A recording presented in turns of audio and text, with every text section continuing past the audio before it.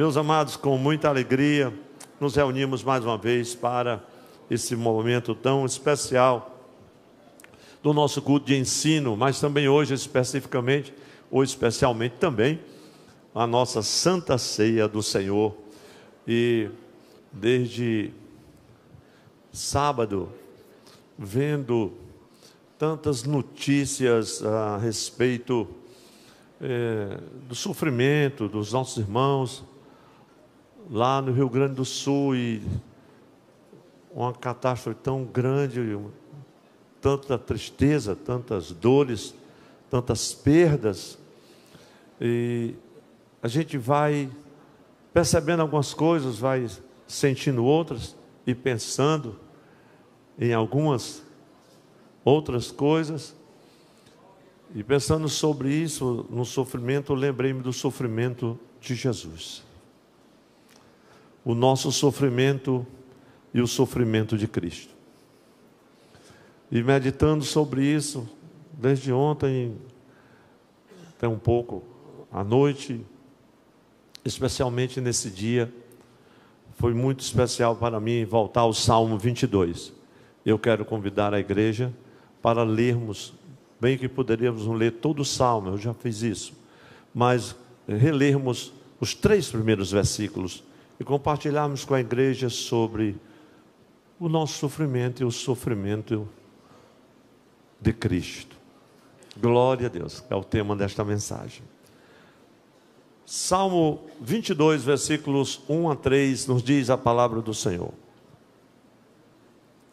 Deus meu, por que me desamparaste? Na NVI diz: por que me abandonaste? Por que te alongas das palavras do meu bramido e não me auxilias? Deus meu, eu clamo de dia e tu não me ouves, de noite não tenho um sossego. Porque tu és santo, o que habitas entre os louvores de Israel.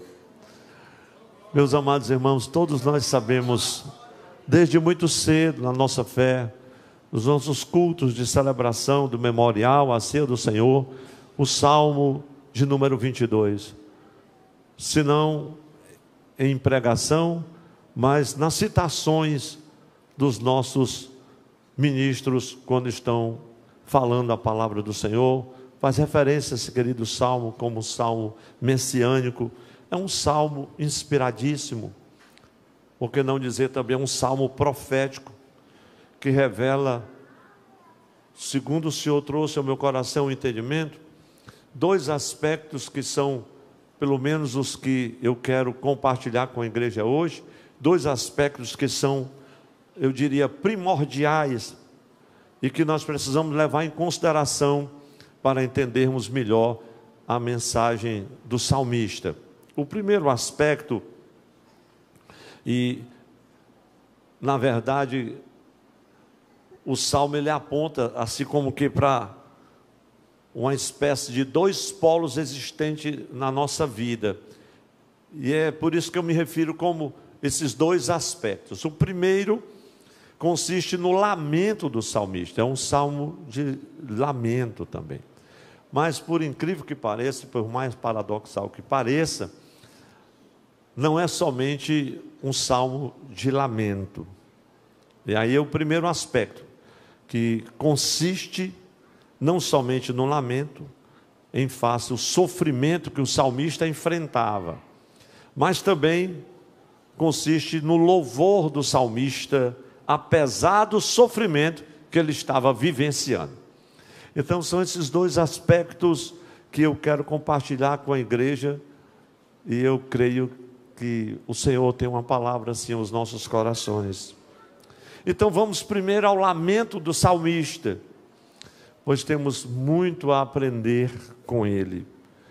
E quando a gente observa desde o versículo 1, Deus meu, ou na NVI, meu Deus, por que me abandonaste, por que me desamparaste? E aí vem 1000 perguntas, como recentemente nas lives, na mídia, de uma forma geral, os comentários são os mais diversos. Então, por que as catástrofes? porque as pessoas boas sofrem. Parece que o coração de Davi estava um pouco voltado para esses pensamentos, e ele tinha 1000 perguntas, que eu acredito, como até hoje muitas pessoas têm, perguntas que angustiavam a sua alma, perguntas estas que vão também, meus irmãos, ressoando em grande parte dos salmos, e principalmente nos salmos de lamento. Mas o que a gente vê aqui no Salmo de número 22, versículo 1, é de longe, meus irmãos, vamos dizer assim, uma indagação do salmista, porque ele começa com uma pergunta. Uma indagação, eu diria, para mim, eu não digo nem talvez, mas arrisco a afirmar categoricamente, uma das indagações mais hostis dirigida a Deus, que nós ouvimos, pelo menos em todo o livro de Salmos, e quiçá uma das mais hostis que nós possamos ouvir ou encontrar em toda a Bíblia Sagrada. Se a gente observar, nem no Velho Testamento, em nenhum lugar a gente vê articulado uma pergunta nesse tom, uma pergunta tão aflitiva que represente de forma tão tenaz o sofrimento e o desespero de um homem ou de uma mulher. Então, no Novo Testamento, e isso que me toca também profundamente, porque quando nós chegamos no Novo Testamento, a morte de Jesus, o Filho de Deus, é uma ocasião em que essa pergunta aflitiva volta a ser feita novamente. A gente sabe muito bem, os estudiosos da Bíblia, que eu não me demoro aqui, que o contexto do Salmo está relacionado à morte de Absalão, filho de Davi. E no contexto de morte, há sempre embutido nele muita angústia, muita dor, muito sofrimento, muito lamento. Isso é uma realidade. Então, se o contexto é a morte de Absalão, mesmo assim a pergunta, ela toma forma nos lábios do pai, pois a morte de Cristo, aqui na morte de Cristo, essa pergunta aparece novamente nos lábios do Filho de Deus: Deus meu, por que me desamparaste? E para nós, irmãos, crentes de Jesus, para os cristãos em todo o tempo, essa pergunta tem uma relevância muito grande, porque Cristo proferiu a mesma sentença lá na cruz, e todos nós sabemos muito bem disso. Mateus 27, 46, Marcos 15, 34, e a gente sabe que ele pronunciou foi em aramaico e não em hebraico. Como diz um sábio, é ali na cruz que vemos o Cristo transformando o desespero humano em desespero divino. Mas, meus irmãos, não é de surpreender que o Salmo 22 tenha causado forte impressão nos autores do Evangelho. O salmista vai fazer aqui nesse Salmo 22 várias alusões proféticas que apontam para o sofrimento de Jesus na cruz do Calvário. E eu queria convidar você para irmos agora ao Salmo 22 e caminharmos observando, para e passo, vamos dizer assim, os lances do sofrimento, que apontam de forma profética como Deus encarregou-se de tecer cuidadosamente cada fio da narrativa do salmista. Está distante do cenário do Calvário, e mesmo assim, todas as coisas se cumprirem ali. Então acompanhe comigo como essas alusões proféticas apontavam para a cruz, para o Calvário. Veja o Salmo 22, versículo 18. Eu gostaria de ler todos os versículos, não farei por uma questão simples, não didática, mas uma questão mesmo de remir o tempo. Salmo 22, versículo 18, vai falar da divisão das roupas do Senhor Jesus no Calvário, as sortes eram lançadas sobre aquelas roupas, e os 4 evangelistas falam desse episódio. Quando a gente vê um pouco da tradição das terras bíblicas, principalmente os que eram condenados ao martírio, e mais ainda do pior dos martírios, que era a morte de cruz, o momento em que eram lançados sortes sobre as roupas e alguns pertences do condenado, era um momento que representava de forma definitiva o fim daquela pessoa, o término de uma existência. Todas as lembranças, tudo estava terminado definitivamente. Mas veja agora o Salmo 22, versículo 7, não era somente a divisão das roupas, a sorte que era lançada, mas os insultos que são mencionados por Mateus e por Marcos, capítulo 27, versículo 39 de Mateus, Marcos 15, 29, insultos. Meus irmãos, se há alguma coisa que impede sofrimento, são os insultos. Salmo 22, versículo 8, você vai ver que a confiança do salmista em Deus é lembrada. Mateus 27, 43.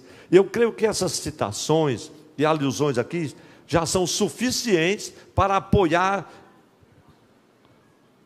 a conclusão de que o Salmo 22 foi gravado, oh glória a Deus, de forma assim indelével na consciência messiânica dos primeiros discípulos do Senhor Jesus. Se você puder abrir a sua Bíblia, abra no Salmo 22, versículo 22, glória a Deus, porque aqui o Salmo citado pelo autor, é citado pelo autor aos Hebreus, e aí nós vamos para Hebreus 2 e 11, porque o autor aos Hebreus, ele depois de declarar que Cristo não se envergonhou de chamar seus seguidores de irmãos e irmãs, Hebreus 2 e 11, e Hebreus 2 e 12, o escritor afirma que Cristo e seus seguidores são todos da mesma família, o que atesta a identificação perfeita de Cristo com eles. Meus irmãos, mas quando o sofrimento bate à nossa porta, nós temos uma forte consciência aqui, de que a pergunta inicial do Salmo 22, vamos dizer assim, que reverbera mesmo na alma de todos os cristãos que buscam refúgio em Deus. A simples ideia de que Deus pode ter abandonado aqueles que lhe pertencem, causa espanto e perplexidade. Sim ou não, meus irmãos? Será que o Senhor me abandonou? Senhor, onde estás? Glória a Deus. Como pode? Por que o Senhor faria uma coisa dessas? O mistério aqui, meus irmãos, de Deus está intimamente relacionado com o destino do salmista. Mas há algo mais ainda. Para Davi, não bastou suplicar a Deus e fazer essa pergunta incisiva. Ele salientou a natureza do seu coração, a natureza vazia da sua vida, e de diversas maneiras nesse salmo a gente começa a observar o grau, o nível de sofrimento que afligiu o coração de Davi. Então, na narrativa do Salmo 22, que é tanto um salmo de lamento, e aí eu falo do primeiro aspecto, como um salmo de louvor, eu volto ao versículo 1, onde ele vai tratar brevemente, vamos dizer assim, do maior de todos os lamentos. Leamos mais uma vez, Salmo 22, versículo 1. Eu queria ler com toda a igreja. 1, 2, 3. Deus meu, por que me desamparaste? E não me auxilias. A gente vê aqui claramente, meus irmãos, como Davi retrata a sensação de abandono que ele sentia naquele momento. E quando a gente conhece todo o episódio da perca do filho, a gente tem uma ideia mais profunda do que ele estava falando, sem ter, eu acredito, a consciência nítida de que todas aquelas palavras apontavam para um futuro que ainda parecia distante, mas que culminaria com um cumprimento profético na cruz do Calvário. Vamos então acompanhar um pouco aqui o salmista no Salmo 22, como ele retrata esse vazio do seu desamparo de Deus. Deus meu, por que me desamparaste? Salmo 22, versículo 2. Ele diz: Senhor, não tem resposta? Quem sabe alguns dos meus irmãos que estão me ouvindo, que estão distantes, estão com os corações perplexos, cheios de dúvida. Senhor, eu preciso de uma resposta. Talvez você chegou aqui, dobrou o joelho e disse: Senhor, hoje eu quero ouvir uma palavra. Deus, eu preciso de uma resposta. Mas Davi estava com o mesmo dilema e disse: Deus meu, eu clamo de dia e tu não me ouves, de noite e eu não tenho sossego. Diga para quem está ao seu lado: tenha paciência. Glória a Deus. Aí você olha o coração de Davi, para os irmãos entenderem um pouco do nosso sofrimento, para que façamos uma comparação também com o sofrimento de Cristo. Veja no versículo 11, ele diz: não há ninguém para ajudar. E às vezes é assim mesmo, não tem quem ajude. Mas veja o Salmo 22, versículos 14 e 15, aqui é emblemático, porque o salmista mostra que uma pessoa, ele se mostra como uma pessoa completamente arrasada. É provável que nessa hora alguém que esteja me ouvindo esteja assim. Parece ser esse o quadro que ele pintava. Mostra uma pessoa completamente arrasada, debilitada, física e emocionalmente. Leia o versículo comigo, meus irmãos. Salmo 22, versículo 14 e 15. Eu preciso ler esse versículo. Diz a palavra do Senhor: como água me derramei, e todos os meus ossos se desconjuntaram. Meu coração é como cera e derreteu-se dentro de mim. A minha força se secou como um caco, e a língua se me pega ao paladar, e me puseste no pó da morte. 22 e 15, ele disse assim: eu não tenho forças. Levante a sua mão comigo em nome de Jesus. Senhor, eu creio em Ti. Repita essa palavra: eu creio em Ti, Senhor. Eu não tenho forças, mas o Senhor tem. Eu não posso, mas o Senhor pode. Eu não tenho, mas o Senhor tem. Oh, glória a Deus. Aleluia. Meus irmãos, na hora do sofrimento é assim. Falta forças. Mas veja o Salmo 22, versículos 6 e 7. Um pouco do coração ainda de um homem em meio ao desamparo e ao sofrimento. A gente pode ver ainda que o salmista aqui, ele vai ampliar essa imagem de sofrimento, de dor, fazendo uma descrição, assim, com aquele espírito de autocomiseração, de inferioridade, sabe, aquele sentimento de inferioridade, aquele momento de insuficiência, pairando a mente e o coração. Veja o que diz o salmista no versículo 6 e o 7. Mas sou verme e não homem. Eu preguei uma mensagem de 1 hora só nesse versículo aqui uma vez. Sou verme e não homem. Opróbio, veja o sentimento de inferioridade de Davi. Sou verme e não homem. Opróbio entre os homens e desprezado do povo. Todos que me veem zombam de mim, estendem os lábios e meneiam a cabeça. Oh, meus irmãos, veja o versículo 12 e 13, mais um pouco desse sentimento, porque o Senhor tem uma palavra para quem está com o coração abalado, abatido pelo sentimento de inferioridade, de incapacidade, de insuficiência, que diz para você que o seu sofrer, a sua dor é interminável e você não suporta mais. Eu quero te dizer que há esperança e você vai terminar louvando a Deus no término dessa mensagem. Veja o salmista ainda no Salmo 22, versículo 12 e 13, porque Davi continua aqui falando da intimidação que ele suportou. Olha como é que ele estava: muitos touros me cercaram, fortes touros de Bazã me rodearam, abriram a boca contra mim, abriram contra mim suas bocas, como o leão que despedaça e que ruge. E na parte C do versículo 15 do Salmo 22, Davi vai descrever a sensação de morte. Era como se fosse iminente, uma sensação de morte iminente, porque o sofrimento leva a isso. Imagine o desespero dos nossos irmãos, vendo a água subir, e você esperando um resgate, eu disse, não, mas não vai chegar aqui, mas já está chegando.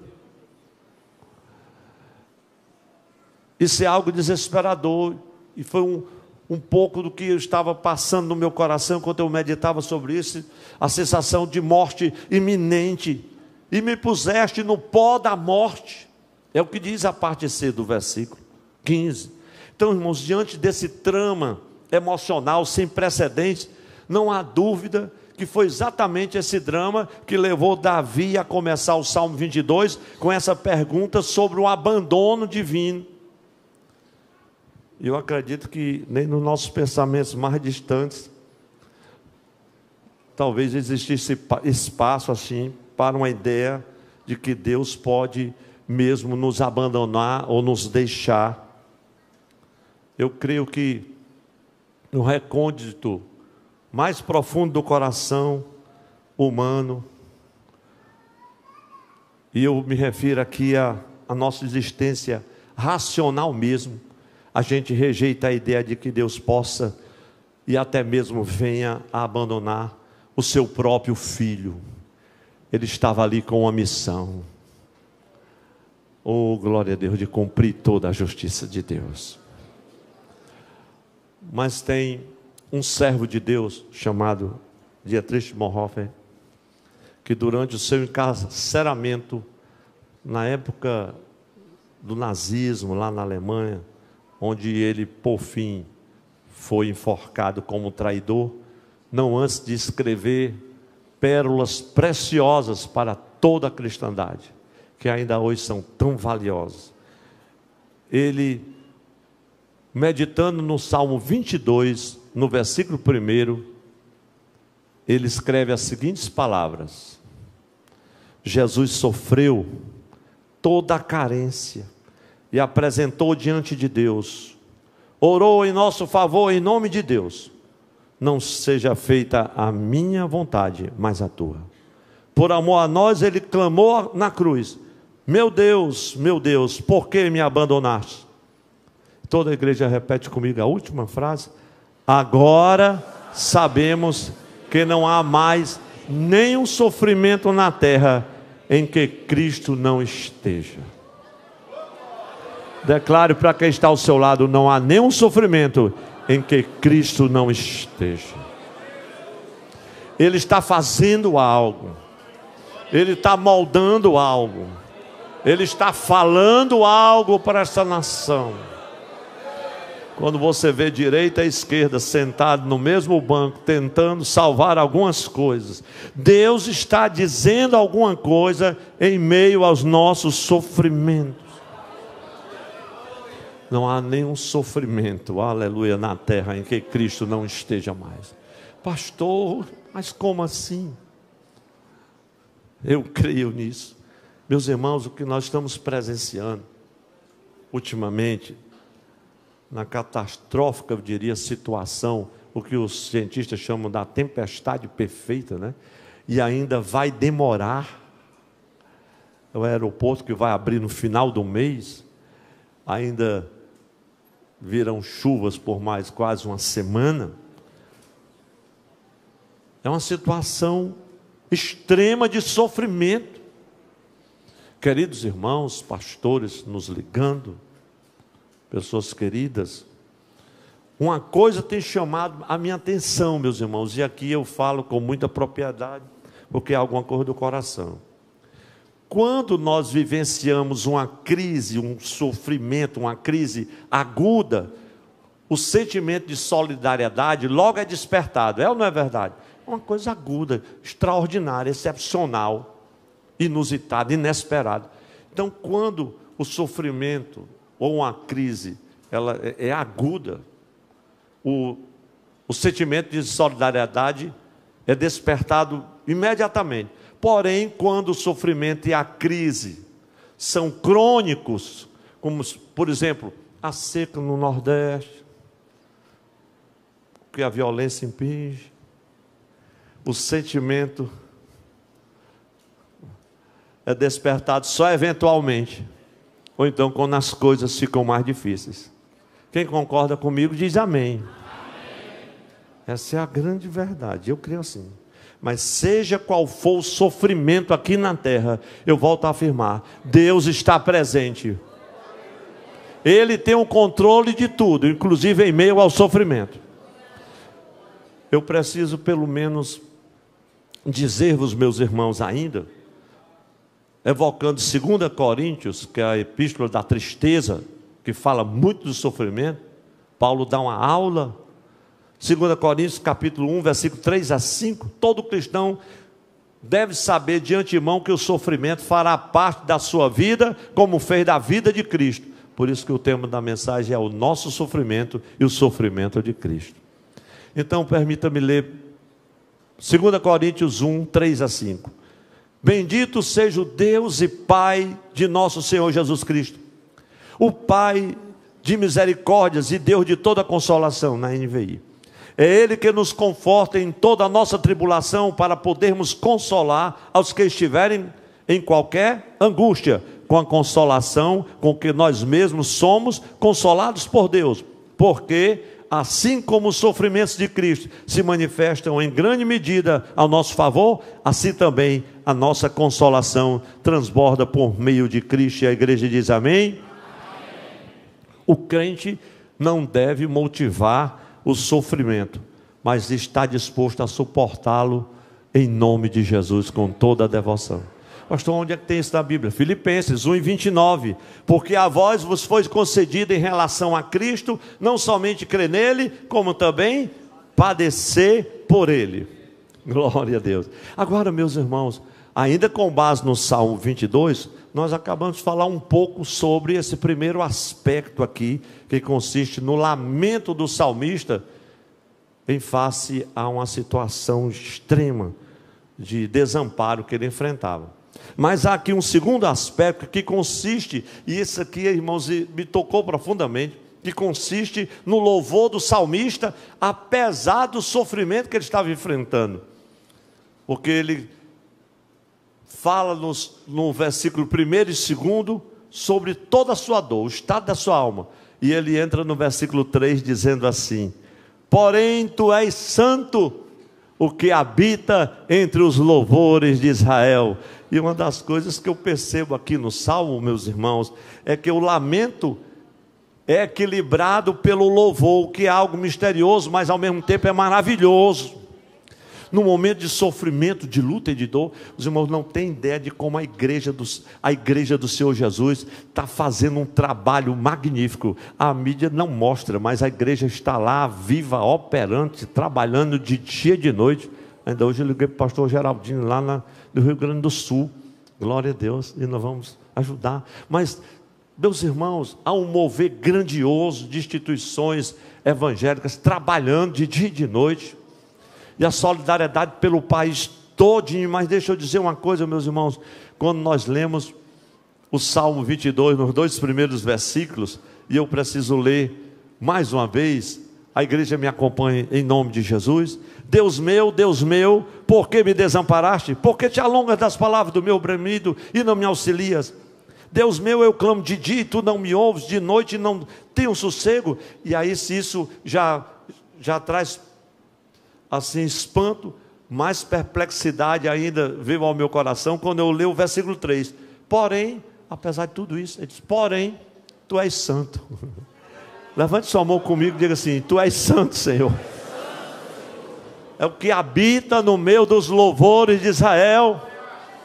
Irmãos, eu acredito aqui que de uma forma subliminar, o salmista ele vai plantando aqui algumas ideias de que Deus está presente em algum lugar no meio da sombra, do sofrimento e do lamento humano. Deus já está presente em algum lugar. E para mim é uma das declarações mais impressionantes do Salmo 22, é esse versículo de número 3. Contudo, tu és santo e habita no meio dos louvores.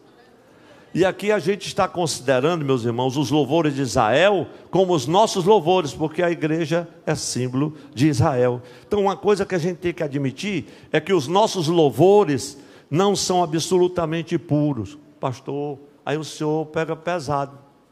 Você vai entender. Eu acredito que por vezes os louvores podem até ter segundas intenções, e até os mais piedosos santos, às vezes seus louvores não são totalmente sinceros.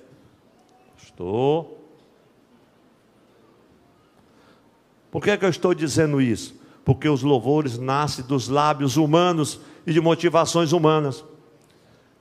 E portanto, meus irmãos, nós não temos assim certeza absoluta de que sejam completamente sinceros e que em alguma medida esses louvores não sejam desfigurados pelo nosso entendimento deficiente de quem nós estamos louvando. Tem gente que louva e abafa e vai para lá e para cá, planta coqueirinho, coração todo inchado, só sobe para cantar depois que o cachê chega na conta, ou então depois de ter tomado umas 3 doses, ele vai ministrar. Vocês estão espantados, né? Mas não espante não. Mas sabe o que é que Deus faz?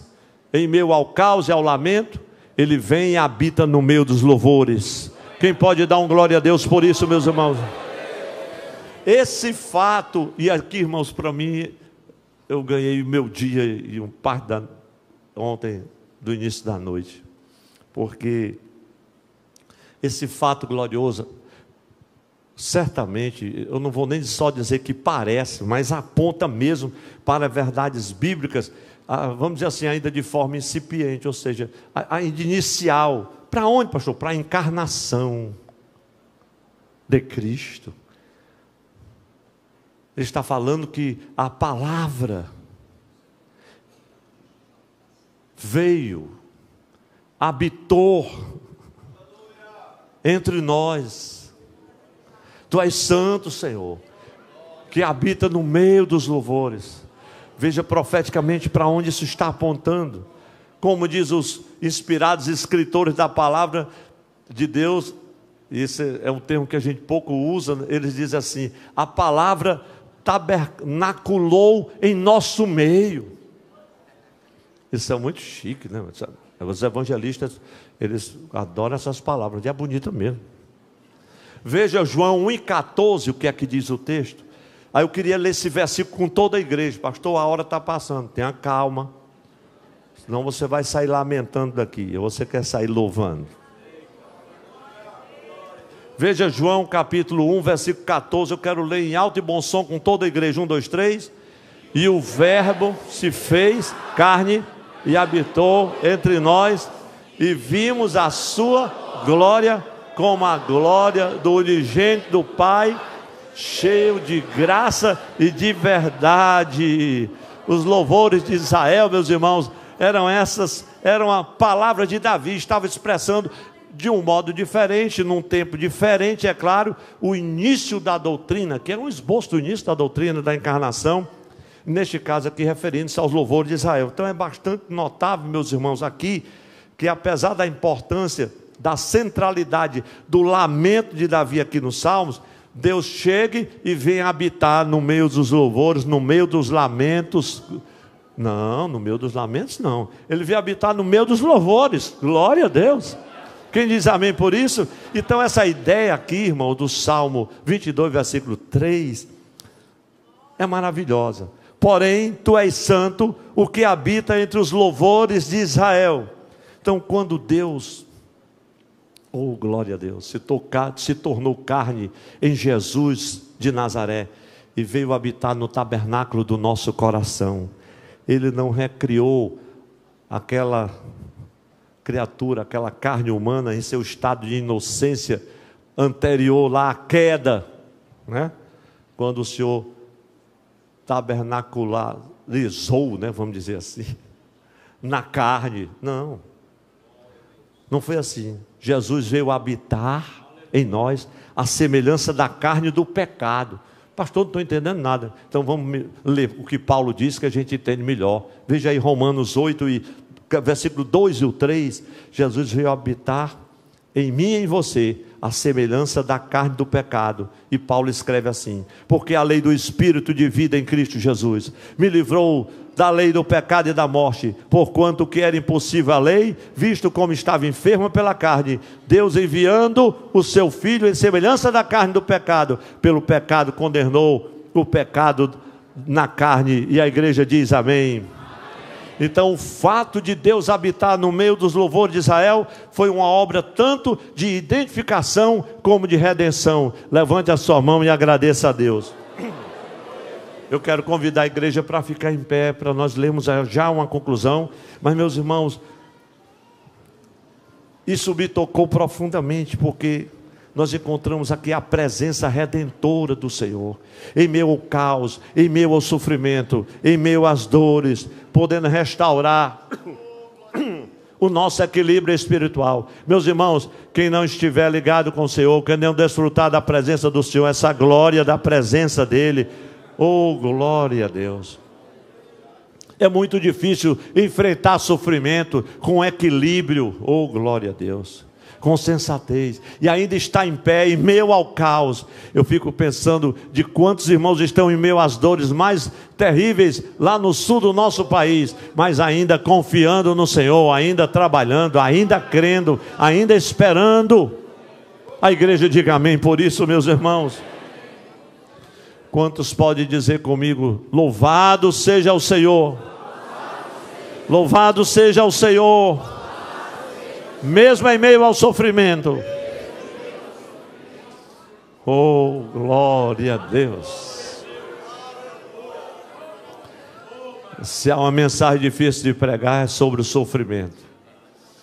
Eu estou tão admirado de vocês dando glória a Deus, meus irmãos. Mas eu quero concluir a mensagem. Eu estava vendo um comentário bíblico precioso, vendo um pouco do Salmo 22 e alguns deles, e encontrei uma poesia. Eu disse: eu vou recitar essa poesia com os irmãos no final da mensagem, porque ela aponta de forma gloriosa para esta profecia. E eu quero concluir a mensagem recitando essa poesia, que é de uma poetisa inglesa, a Elizabeth Barrett Browning. Essa mulher nasceu em 1806, morreu em 1861. Pastor, mas é muito, pois é. Era alguém cheia de Deus para poder escrever o que ela escreveu, porque ela está, na sua poesia, se referindo à mensagem do Salmo 22, versículo 1, e a obra que Jesus realizou na cruz do Calvário. Vamos ler juntos? Os irmãos sabem que recitar poesia não é ler correndo. Então vocês vão me acompanhando em nome de Jesus. E eu espero que o Espírito Santo esteja tocando na sua vida e no seu coração. 1, 2, 3. Desertado, Deus preferiu se separar de sua própria essência, e os pecados de Adão se interpuseram entre o filho justo e o pai. Sim, uma vez o orfanado clamor do Emanuel, seu universo estremeceu, subiu sozinho, sem eco. Meu Deus, estou abandonado. Subiu dos lábios do santo em meio à sua criação perdida, para que dos perdidos nenhum filho usasse essas palavras de desolação, para que da terra os piores sofrimentos que arruinam a esperança não estragassem a sua ditosa fruição. Vale um glória a Deus para Jesus. Ninguém que não conheça o Senhor de perto escreveria um poema assim. Levante a sua mão comigo e repita uma palavra que você já ouviu algumas vezes durante essa breve mensagem. Seja qual for o sofrimento aqui na terra, Deus estará presente. Então saúde uma ou duas pessoas e diga: o Senhor está contigo em qualquer circunstância. Deus seja louvado para sempre. Glória a Deus. Oh, aleluia. Aleluia.